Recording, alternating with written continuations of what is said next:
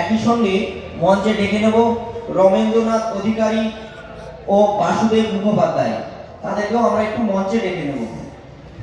জানুন তো এরা হচ্ছেন এক একজন কালো মেঘের বর্ষবরণ। সকালটা এসেছিল একটা নতুন খুশির আমেজ নিয়ে।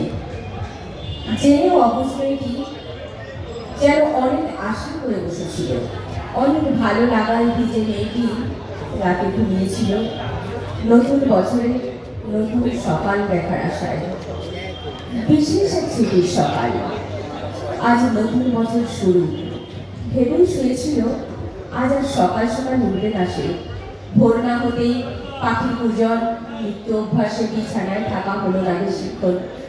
সব পেয়েও কি যেন একটা বাকি থেকে যায়।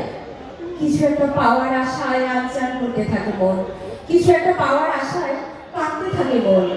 নিমেষ কাটতে না কাটতেই ছুটতে যেতে থাকে জানলার কাছে। এক বুক আধার নিয়ে মনে ফিরে আসে নিজেদের কাছে। জানা কথাগুলো বিশ্বাস করতে ভালো লাগে না তার। পাওয়া না পাওয়া স্বপ্নের জান বলতে থাকে মনে মনে। কত কঠিন কথাগুলো কত সহজ করে শুনেছিল সে গতকাল। তবু কেন এত আশা? সমস্ত কঠিন সত্যকে মানতে পারা মেয়েটি আজ কেন দুর্বল হয়ে পড়ে বারবার? কেন অসহায় ভাবে প্রতিনিয়ত? কেন কেন কঠিন সত্যকে জেনেও মেনে নিতে পারে না সে আজ?